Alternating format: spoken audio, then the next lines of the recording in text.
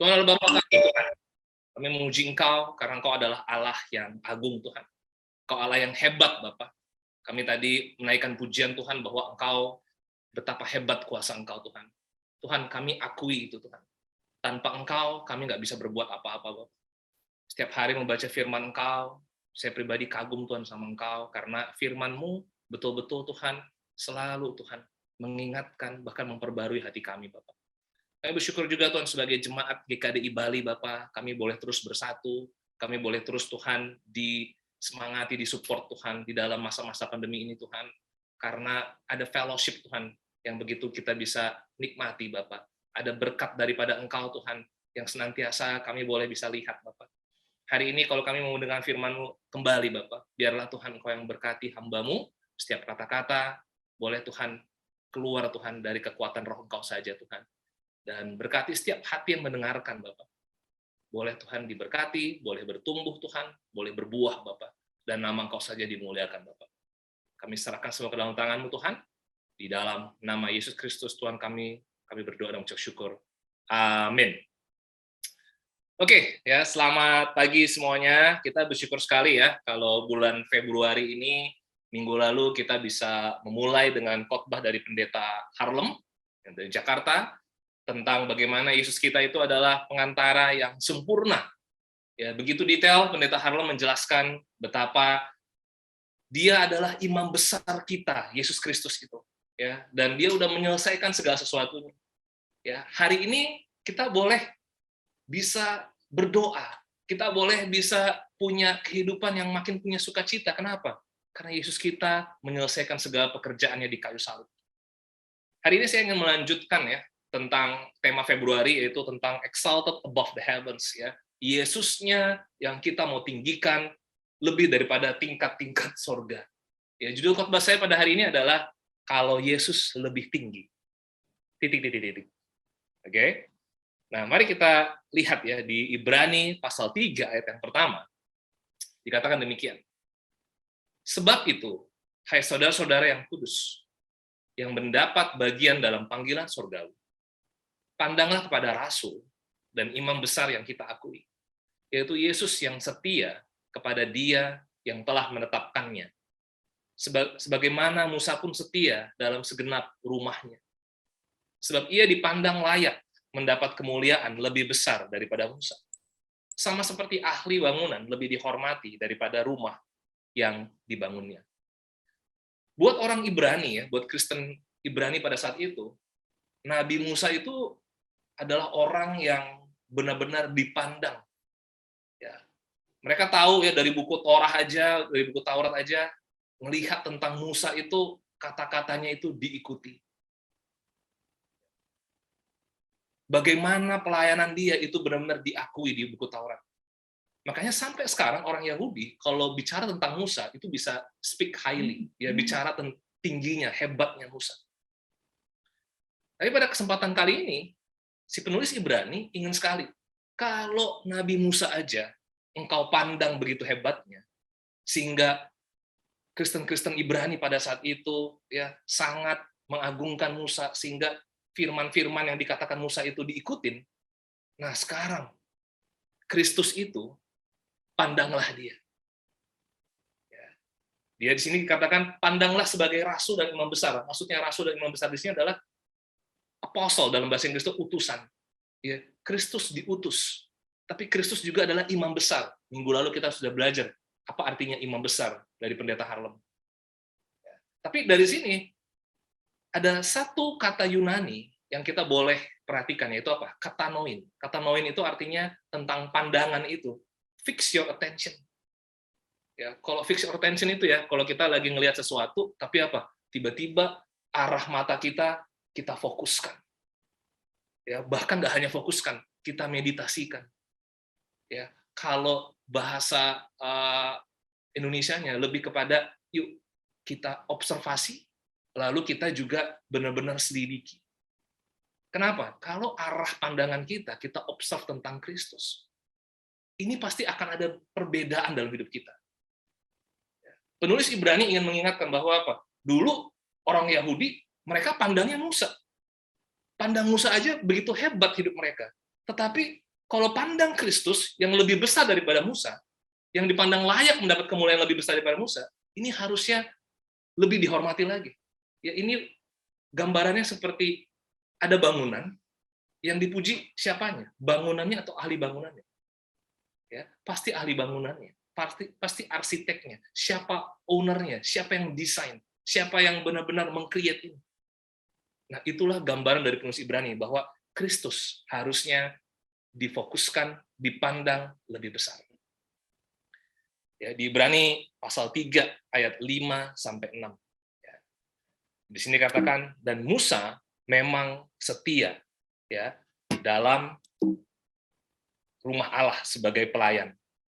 Memberi kesaksian tentang apa yang akan diberitakan kemudian, tetapi Kristus setia sebagai anak yang mengepalai rumahnya. Dan rumahnya ialah kita. Jika kita sampai kepada akhirnya, teguh berpegang pada kepercayaan dan pengharapan yang kita megahkan. Lihat ya, kita bisa lihat di sini kalau dulu adalah Musa itu sebagai pelayan rumah Allah. Ya, dalam bentuknya dalam padang gurun saat itu adalah kemah suci. Itu adalah gambaran kehadiran Tuhan di tengah-tengah Israel. Musa siapanya? Nabi yang melayani di sana. Nah, tapi Kristus itu sebagai apa? Kepala rumah. Ya, jadi beda ya. Kalau Musa itu adalah sebagai pelayan rumah Allah, tapi Kristus itu sebagai kepala rumah Allah. Ya. Pastinya ada perbedaan dari cara kita memandang. Nah, kenapa dikatakan demikian? Karena rumahnya itu siapa? Rumahnya itu adalah kita. Ya, kalau dulu rumahnya adalah kemah suci, ada bentuknya. Tapi di perjanjian baru, rumahnya itu adalah kita. Dan kalau kita yang dikepalai oleh Kristus, Tuhan yang incas dalam diri kita, dalam hidup kita, Dia yang kontrol segala sesuatunya, kita harusnya berpegang pada kepercayaan dan pengharapan yang kita megahkan. Ya, sampai pada akhirnya. Jadi, kita ini dipandang sebagai rumahnya Tuhan, kalau apa? Kalau kita berpegang sampai akhirnya. Kenapa bicara seperti ini? Karena dulu bangsa Ibrani, ya, brother sister kita, Kristen Ibrani itu gampang sekali pengennya mundur. Ya, gampang sekali karena ada aniaya, karena ada sesuatu yang dipergumulkan. Ah, udah deh, ya, saya nggak mau lagi. Tapi kalau dicek pergumulannya, itu jauh lebih hebat daripada apa yang kita pergumulkan saat ini. Kenapa? Karena dulu Kaisar Nero itu tarik semua orang-orang Kristen Yahudi, ya, ada yang meninggal, ada yang diseret sama kuda, ya, ada yang putus tangannya, ya, dan itu yang membuat mereka, udahlah, saya balik lagi aja ke keyakinan yang dulu, saya balik lagi aja ke Yerusalem. Makanya si penulis Ibrani katakan apa? Ayo, dulu pelayan kamu, pelayan kemah suci adalah Musa. Sekarang Kristus yang mengepalai rumah. Ya. Ayo berpengharapan, berpegang sampai akhirnya. Pertanyaan saya buat kita, Bapak Ibu Saudari, di jemaat, apakah kita adalah rumahnya yang senantiasa mau berpegang dan berpengharapan yang kita megahkan sampai pada akhirnya? Ya, saya garis bawahi, kita megahkan, artinya apa? Kita banggakan, kita omong-omongkan, kita bicarakan. Kalau kita ketemu orang, ini loh yang saya banggakan. Ya, saya masih ingat dulu kalau saya lagi ranking 1 ya, waktu kelas 6 SD, kelas 4 SD, wah saya masih ingat ya, saya ranking 1 tuh kapan aja deh. Itu ya, orang tua saya tuh bisa bicara kemana-mana. Bisa nanya, berapa ranking anakmu gitu kan? Wah, puji Tuhan loh, si Moses ini ranking 1. Gitu ya. Jadi dibanggain kemana-mana. Kadang-kadang saya udah bisa malu gitu kan. Nah, coba bayangkan, Bapak Saudari ya, kalau kita megahkan Kristus, kita banggakan Kristus itu. Nah, pertanyaannya, apakah kita adalah rumah yang senantiasa? Saya berpegang sama Kristus, saya berpengharapan sama Kristus. Kenapa? Karena Kristuslah yang saya banggakan dalam hidup saya. Kristuslah yang saya megahkan. Luar biasa indahnya sebenarnya apa yang dikatakan di Ibrani pasal 3 ini. Jadi kalau kita mau megahkan Kristus sampai akhirnya, poin saya yang pertama, jangan biarkan hati menjadi jahat. Oke. Mari kita buka di Ibrani 3 ya. Kita baca ayat 7b sampai ayat 10. Dikatakan demikian, pada hari ini, jika kamu mendengar suaranya, Janganlah keraskan hatimu seperti dalam kegeraman pada waktu pencobaan di padang gurun, di mana nenek moyangmu mencobai aku dengan jalan menguji aku. Sekalipun mereka melihat perbuatan-perbuatanku 40 tahun lamanya.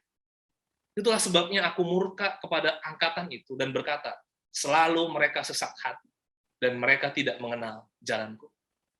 Bayangin Bapak Saudari ya, kalau Tuhan sampai bilang begini, selalu mereka sesat hati. Itu kebayang betapa bangsa Israel, kelakuannya, sikapnya, konsisten seperti itu terus, selalu sesat hati. Kenapa bisa sesat hatinya? Karena mereka keraskan hatinya. Terhadap apa? Terhadap suaranya Tuhan. Terhadap firman Tuhan. Tuhan mau ngomong apa? Enggak. Saya udah keraskan hati saya. Ya. Nah, tapi yang saya mau highlight di sini adalah sekalipun mereka melihat perbuatan-perbuatanku. Apa maksudnya? Mereka melihat perbuatan-perbuatanku 40 tahun lamanya. Brothers sisters, kalau kita lihat ya 40 tahun lamanya, perbuatan-perbuatan Tuhan itu luar biasa. Nah, salah satu di ayat 17 sampai 19-nya, dia juga bicara tentang 40 tahun itu tentang murkanya Allah. Ya. Di ayat 17 dikatakan, dan siapakah yang ia murkai 40 tahun lamanya? Bukankah mereka yang berbuat dosa dan yang mayatnya bergelimpangan di padang gurun? Demikianlah kita lihat bahwa mereka tidak dapat masuk oleh karena ketidakpercayaan mereka. Sedih Tuhan, marah Tuhan, kenapa?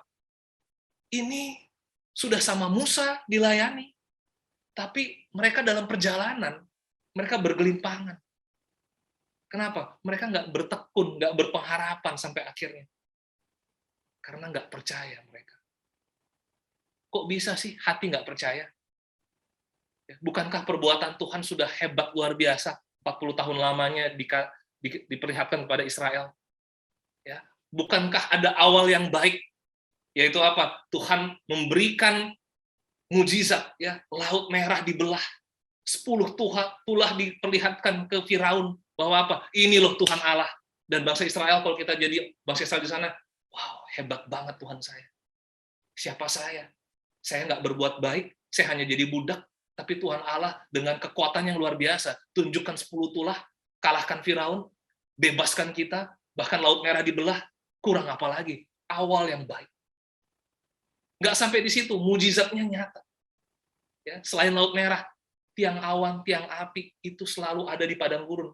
Bayangin, Bapak Saudari ya, malam-malam nggak pernah kedinginan, dan bangsa Israel bisa lihat, kok ada api ya di situ ya, kok apinya bisa ya menyertai kita terus ya. Pas siang-siang kok ada tiang awan ya, kok menyertai kita terus ya, nyata. Roti mana tiba-tiba ada, burung puyuh tiba-tiba diturunkan, mujizatnya nyata. Ya. Tapi apa artinya Bapak Saudari? Awal yang baik, mujizat yang nyata, itu ternyata nggak bisa mempengaruhi hati. Saya ulangi sekali lagi, mujizat tidak akan pernah bisa mengubahkan hati manusia. Jadi jangan andalkan hati kita ini bisa berubah, bisa lembut, kalau ada mujizat yang terjadi dalam hidup kita.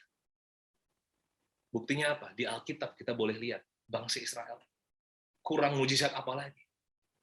Kadang-kadang saya berpikir dulu ya waktu saya, wah Tuhan, kalau Tuhan saya mengalami apa mujizat yang dialami oleh Abraham, dialami oleh bangsa Israel, wah kayaknya hati saya akan gampang lembut Tuhan.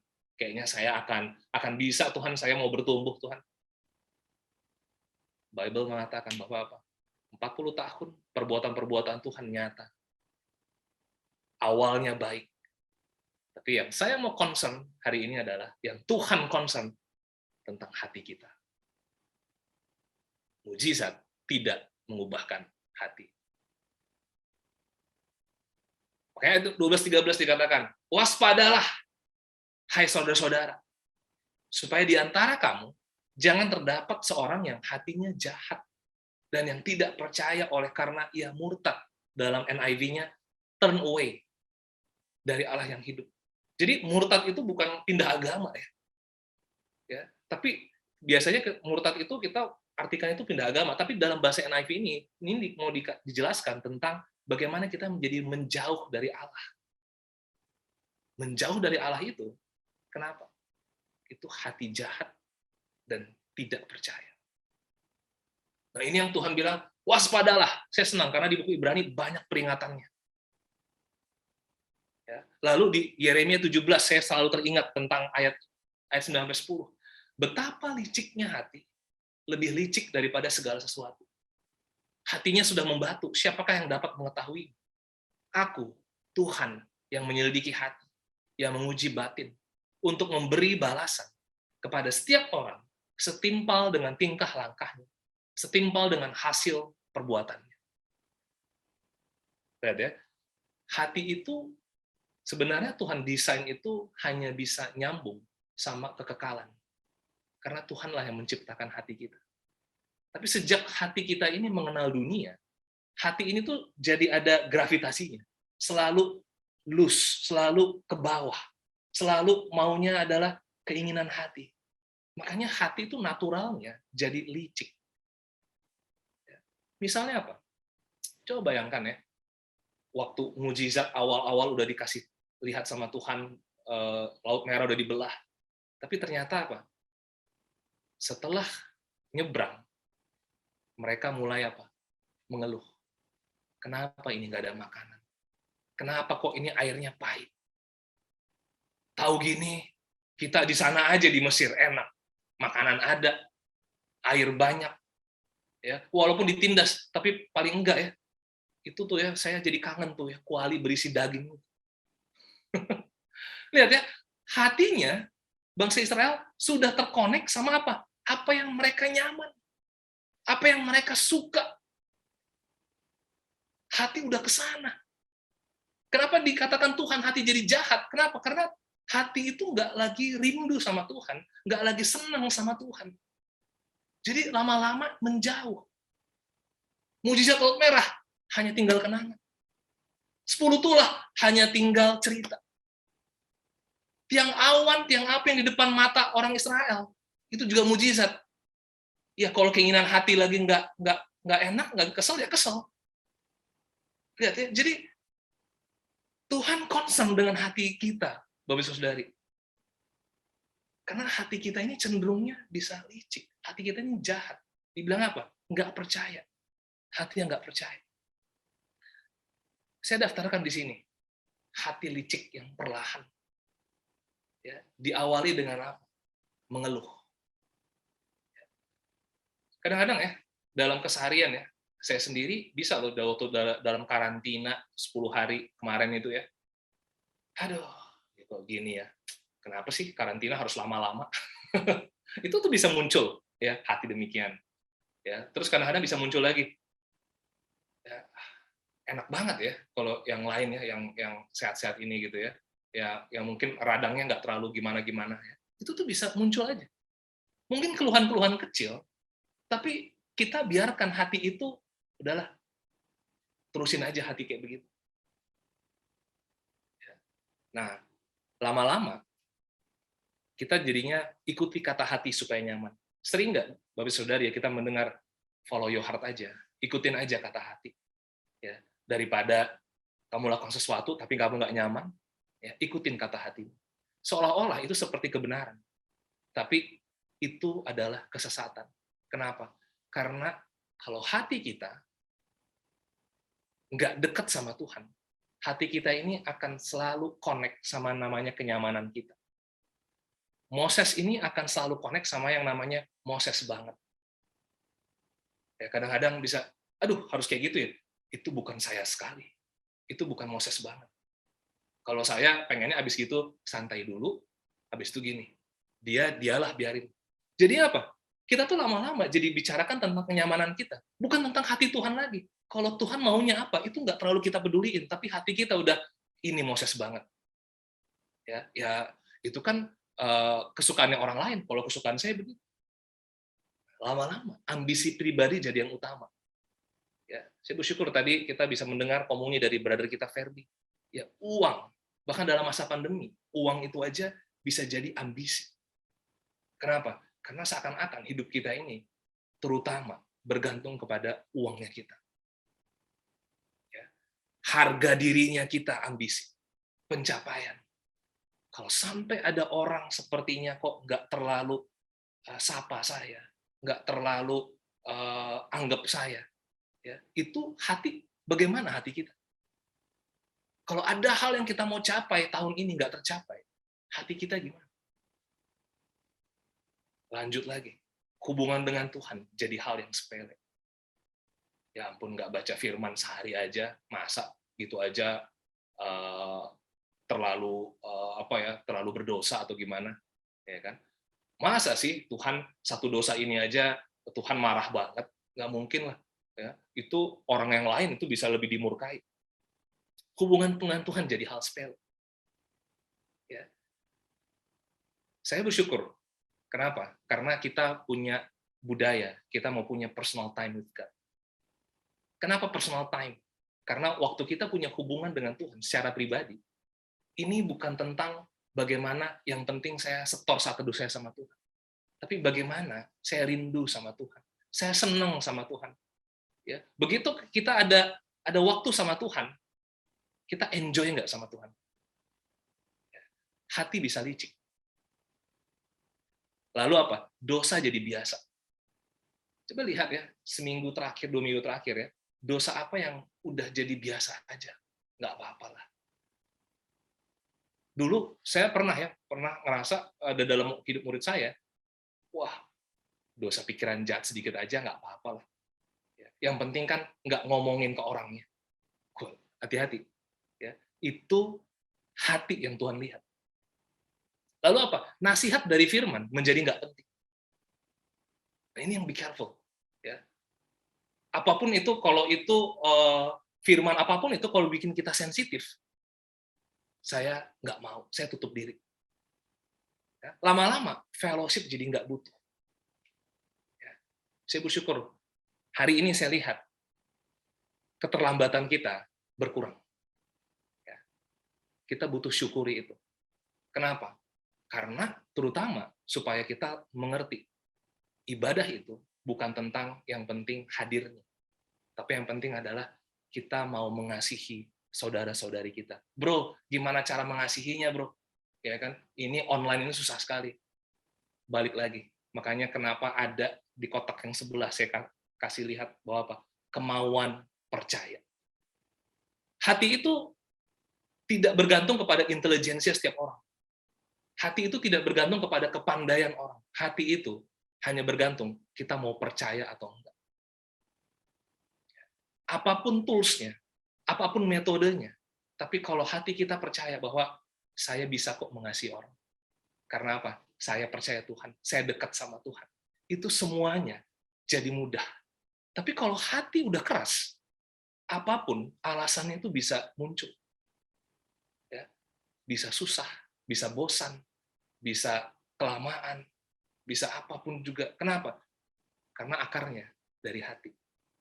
Tapi lihat ya, Bapak Saudari ya, pasti kita pernah ngerasain waktu hati kita semangat sama Tuhan, tertusuk sama Tuhan, dan juga jadinya sangat senang sama Tuhan, mau persembahkan buat Tuhan ya, apa aja kita mau lakukan. Kenapa? Karena kita lihat Tuhannya.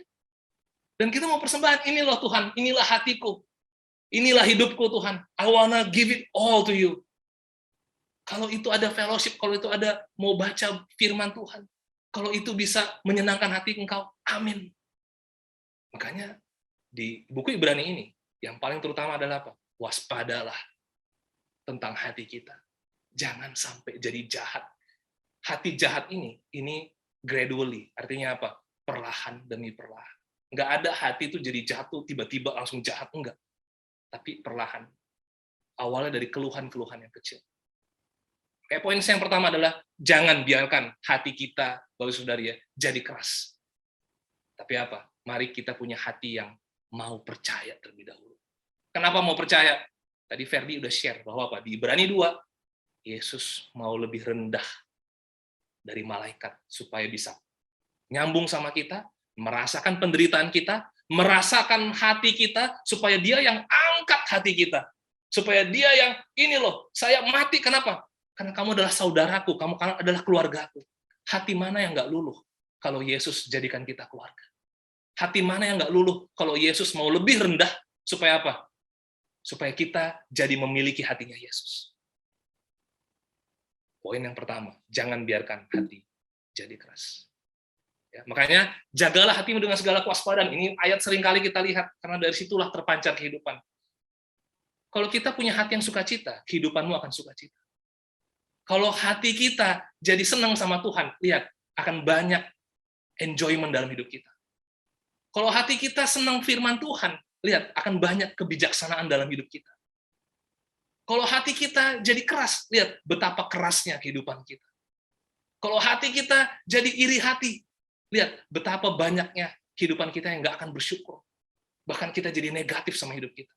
Dari hatilah terpancar kehidupan. Makanya, mari kita siapkan terus hati kita, Bapak Saudari. Poin saya yang kedua, jangan sampai dianggap ketinggalan. Ya. Kenapa ada 2 poin ini? Karena penulis Ibrani, Tuhan mau kita berpengharapan sampai pada akhirnya. Berpegang sama Yesus itu nggak hanya tiap minggu. Nggak hanya tiap ada hal-hal yang kitanya bagus, enggak. Berpengharapan dan berpegang sampai akhirnya. Yang terutama adalah apa? Tadi tentang hati.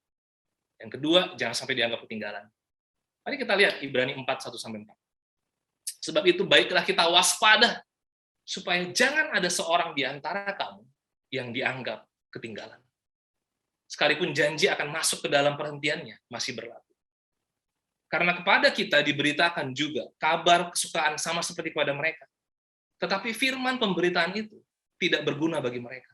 Karena tidak bertumbuh bersama-sama oleh iman dengan mereka yang mendengar. Ya, jadi di sini siapa yang menganggap ketinggalan? Tuhan yang anggap kita ketinggalan. Kenapa bisa sampai ketinggalan? Karena firman udah diberitakan, Alkitabnya udah ada. Tapi iman ke firmannya nggak ada. Ya mungkin iman kita lebih kepada apa? Situasi kita. Kita akan semangat kalau lingkungan kita semangat. Kita akan semangat kalau ada supportnya. Kita akan semangat kalau misalnya apa? Uang kita lebih bagus, tabungan kita lebih banyak. Kita akan semangat kalau ada apa? Semua daya dukungan ada. Itu namanya bukan iman ke firman.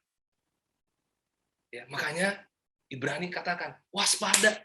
Kenapa? Kalau iman kita nggak benar, kita bakal ketinggalan. Ketinggalan kemana? Kita nggak masuk ke tempat perhentian itu.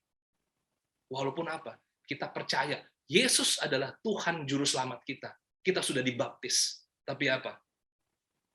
Kita bisa ketinggalan. Apakah tanah perjanjian benar-benar tempat perhentian? Karena di Ibrani 3, tempat perhentian itu adalah tanah Kanaan. Mereka wandering in the wilderness. Jalan di padang gurun itu. Kenapa? Tujuannya tanah Kanaan. Tapi di perjanjian baru nih, di Ibrani 4 ini, dia bicara bukan tentang tanah perjanjian, tanah Kanaan lagi. Kenapa? Karena setelah Israel sampai tanah Kanaan, apakah itu sudah selesai? Enggak. Ya, Daud masih bicara di Mazmurnya bahwa ada tempat perhentian yang memang Daud dan Israel impikan. Mari kita lihat di ayat 9-11. Jadi masih tersedia suatu hari perhentian, hari ke-7 bagi umat Allah. Sebab barang siapa telah masuk ke tempat perhentiannya, ia sendiri telah berhenti dari segala pekerjaan. Sama seperti Allah berhenti dari pekerjaannya. Karena itu, baiklah kita berusaha untuk masuk ke dalam perhentian itu. Supaya jangan seorang pun jatuh karena mengikuti contoh ketidaktaatan itu juga. Jadi hari ke-7 itu adalah hari Sabat. Dan hari Sabat itu adalah sebuah bayangan aja terhadap perwujudan sewaktu orang Israel mengenal Kristus. Ya, perwujudannya yang jelas adalah Kristusnya. Yaitu apa? Yesus mau siapin sorga buat kita. Jadi hari perhentian kita itu bukan tentang hari Sabat, tapi adalah tentang sorga. Makanya di sini dibilang apa? Baiklah kita berusaha untuk masuk. Bro, bukannya kita kalau udah percaya Yesus sudah masuk sorga. Ya. Already, but not yet. Kita sudah percaya Kristus, amin. Kita sudah dijamin oleh Tuhan. Tapi lihat, apakah hidup kita menggambarkan kepercayaan itu. Makanya ya ini intermezzo di buku Roma. Kalau kita udah dibenarkan Tuhan karena iman, kelanjutannya adalah kita mau nggak dikuduskan Tuhan dalam kehidupan murid kita. Makanya poin saya adalah di sini. Supaya nggak ketinggalan, harus berusaha segenap hati. Harus ada usahanya, Brother Sister. Kasih karunia ada, amin. Ya, sebab oleh kasih karunia kamu diselamatkan oleh iman. Ya, dan itu membuat kita jadi tahu perbuatan apa yang akan kita lakukan. Iman membuat kita jadi berbuat sesuatu dengan segenap hati.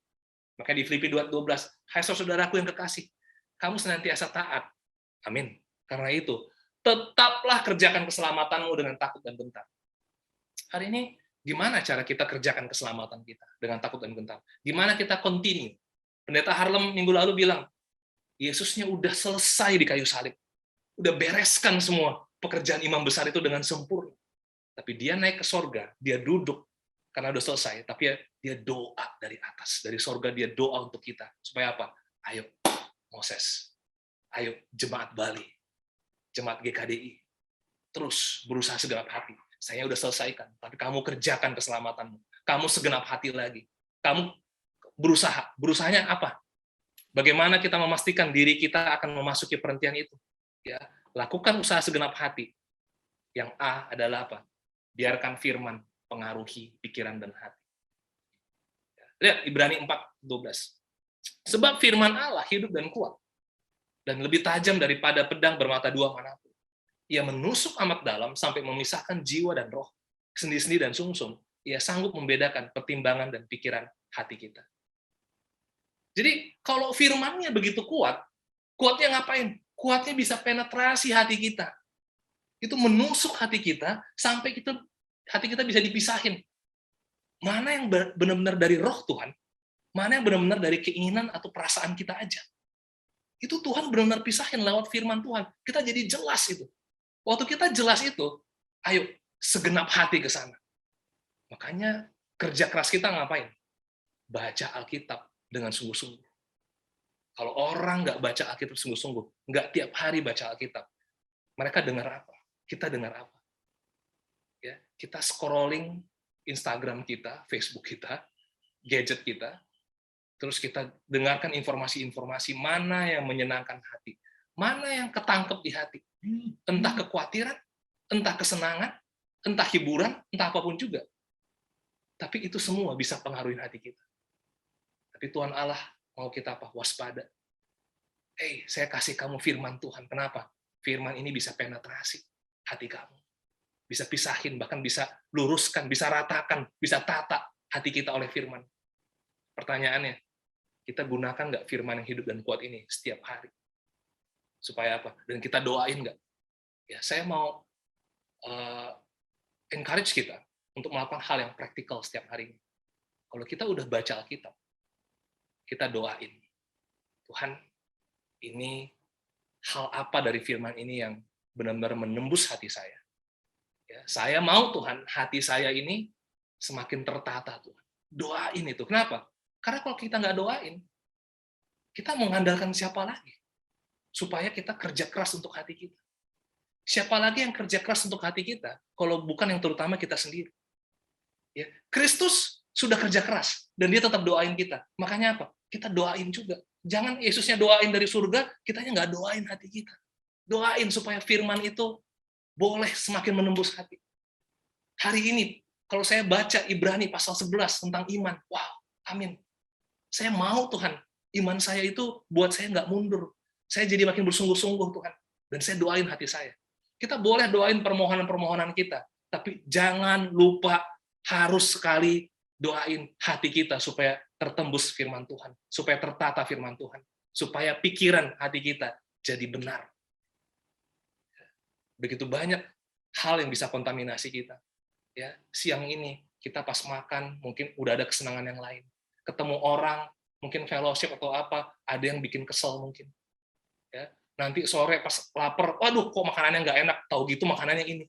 itu bisa pengaruhin hati lagi. Lihat ya, begitu banyak hal-hal yang bisa pengaruhin hati kita. Mungkin kita sepele, tapi apa? Hati kita terdidik. Mana yang kita suka, mana yang nggak suka.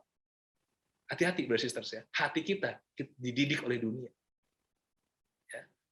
Biarkan firman itu pengaruhi pikiran hati. Kerja keras, doakan itu. Yang kedua, yang B adalah fellowship sehari-hari. Satu pasal yang tadi sebelumnya, Ibrani 3, 13, 14. Tetapi nasihatilah seorang akan yang lain setiap hari. Selama masih dapat dikatakan hari ini. Supaya jangan ada di antara kamu yang menjadi tegar hatinya karena tipu daya dosa. Karena kita telah beroleh bagian di dalam Kristus. Asal saja. Nah ini ya. Makanya tadi dibilang, bro, bukannya kita udah selamat karena kita percaya Yesus? Amin. Udah selamat, kita udah beroleh bagian di dalam Kristus. Tapi asal saja kita teguh berpegang sampai kepada akhirnya pada keyakinan iman kita yang semula. Ya, sekali lagi, untuk hati Tuhan kasih fasilitasnya, yaitu apa? Fellowship. Ya, di bahasa Yunaninya ada di sini dibilang para lakeo. Ya, ini bukan para lelaki, ya, tetapi para lakeo. Ya, artinya apa? Datang bersama untuk memberi bantuan. Ya, coba lihat. Dulu, waktu Musa yang jadi pelayan, mereka ikutin kata-kata Musa. Tapi lihat, banyak bergelimpangan di padang gurun itu. Karena hati yang nggak percaya. Hati yang mulai mengeluh. Hati yang dibiarin. Tapi lihat yang sebelah kanan. Ya, ada satu quotes. We are here to help one another along life's journey. Siapa orang yang punya teman fellowship? Tapi ini fellowship soal hati. Ya, kadang-kadang kita bisa definisi kita tentang fellowship adalah apa? Bro, tadi udah fellowship apa? Udah selamat pagi, udah say hello, ya. Terus udah gitu apa? Gimana? Sehat? Sehat. Gimana udah ini? Ya, amin. Kadang-kadang kita hanya berhenti di kesehatan. Ya, saya nggak apa? Oh, harus lakukan ini di public fellowship enggak. Tapi waktu kita punya fellowship grup kecil kita, fellowship satu sama lain, berdua, bertiga, kita gampang nggak untuk bicarain hati kita? Kenapa? Karena yang Tuhan pengen waspada adalah tentang hati. Yang paling Tuhan takut adalah kalau hati kita jadi tegar sama dosa.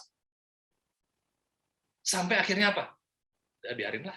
Paling 3 hari lagi saya jatuh dosa yang sama lagi. Itu namanya udah tegar. Artinya itu butuh fellowship. Ya, jadi fellowship itu bukan supaya tunggu hati supaya apa? Tapi apa? Fellowship-nya adalah sehari-hari. Ya, kita bicarakan tentang hati kita. Ya, kita ingin sekali supaya orang makin lama makin tahu. Oh, iya ya, senang ya diskusi hati ya. Buat pria, kadang-kadang kita untuk mau cerita hati kita, pergumulan, kadang-kadang udah ada budaya gini, ya ampun, masa cowok, pria, kita ngomong pergumulan, ya udah, lakukan aktivitas saja, atau apa. Makanya bergantung kepada yang tadi, poin pertama tadi. Jangan biarin hati jadi jahat gara-gara budaya, gara-gara stereotip orang. Enggak. Mau percaya enggak bahwa kita pria ataupun wanita didesain supaya kita bisa bicara hati satu sama lain. Supaya kita juga bisa bicara tentang firman juga. Ini perlu kita latih. Ya, coba kita ajak satu sama lain doa. Bro, kita doa yuk tengah minggu besok. Ya. Kadang-kadang kita bisa doa secara spontan. Kenapa? Ada hati gue nih kayaknya perlu doain nih. Tadi ada sempat kesel. Kecil sih, tapi kan saya nggak mau sepele. Kenapa? Karena dari hal yang sepele, dari hal yang kecil, lama-lama hati jadi keras. Bapak saudari, ya, ini standarnya Tuhan. Tuhan mau kasih ini. Apakah ini bisa dilakukan? Bisa. Tergantung hati kita mau percaya atau enggak. Dan pada kesempatan minggu kali ini, saya mau semangati kita, Bapak saudari, mari kita jemaat sama-sama. Hati kita mau percaya, supaya enggak membiarkan hati jadi jahat. Dan yang kedua, tidak mau dianggap ketinggalan oleh Tuhan. Jangan sampai ketinggalan. Makanya apa? Lakukan usaha segenap hati tentang baca firman. Doain hati tertembus oleh firman, tertata oleh firman. Ya, poin apa yang kita lihat dari firman Tuhan itu? Kalau kita nggak ngerti poinnya, fellowship. Bro, sis, kamu dapat apa dari firman Tuhan yang kamu baca hari ini? Saya kurang dapat. Itu namanya kerja keras, lakukan usaha. Ya, jangan puas kalau hati kita nggak sukacita sama Tuhan hari ini. Amin. Biarlah kalau Yesus yang lebih tinggi, biarlah dia jadi yang paling utama, dan dia jadi kepala rumah kita, yaitu apa? Pribadi kita yang akan berpegang teguh sampai akhirnya. Jangan biarkan hati jadi jahat, tapi hati yang mau percaya, dan jangan mau dianggap ketinggalan, tapi lakukan usaha segenap hati lewat iman kita ke firman. Amin. Tuhan memberkati kita, mari kita bersatu dalam doa. Tuhan, terima kasih Bapak, kalau pada hari ini kami boleh bisa melihat Tuhan, betapa Engkau concern dengan hati kami, Bapak. Engkau pengen Tuhan kami ini sampai ke surga, Bapak. Engkau udah kerjakan segala sesuatunya, Tuhan. Tetapi supaya sampai ke surga, tempat perhentian yang kekal itu, Tuhan, Engkau benar-benar ingatkan kami supaya waspada tentang hati, Bapak. Kadang-kadang kami bisa berbangga karena status kami, Tuhan, orang Kristen, Tuhan. Kami murid Yesus, Bapak. Tetapi murid Yesus yang mana, Bapak? Yang hati kami kekal, hati kami kebal sama dosa. Hati kami kebal sama hal-hal dunia yang menggoda atau mengganggu kami, Bapak. Hal-hal hubungan yang mengganggu kami. Tapi biarlah, Bapak, kami mau singkirkan itu karena Engkau kasih, Tuhan, firman. Engkau kasih fellowship, Bapak. Akan sangat luar biasa, Tuhan, kalau kita jemaat, Tuhan, bergandengan tangan, Bapak. Kita jalan, Tuhan, di padang gurun dunia ini, Tuhan. Sampai kita ke surga nanti, Bapak. Para kaleo, Bapak. Semuanya sama-sama, Bapak. Semuanya ambil bala bantuan. Supaya apa? Kita mau bicara hati. Dan biar hati itu semakin ke arah firman. Semakin ada keterbukaan di sana. Semakin ada hal-hal yang kita jadi terang satu sama lain, Bapak. Terima kasih, Bapak. Kami tahu, Tuhan, jalan menuju surga itu nggak mudah, Bapak. Sempit jalannya, Bapak. Tapi karena ada fellowship, Bapak. Karena kami mau praktek, Bapak. Karena kami mau percaya, Bapak. Jangan kami jadi keras, Bapak. Jangan kami jadi nggak percaya, bahkan kami jadi apatis tentang fellowship, atau doa, ataupun firman Tuhan, Bapak. Kami nggak mau, Tuhan. Karena kami semua, Tuhan, saya mau berdoa agar kami jemaat, Tuhan, bisa sampai ke tempat perhentian yang kekal itu, Tuhan. Amin. Itu adalah kerinduan kami, Bapak. Biarlah, Tuhan, Engkau yang dimuliakan. Di dalam nama Yesus Kristus, Tuhan, kami berdoa bersyukur. Amin.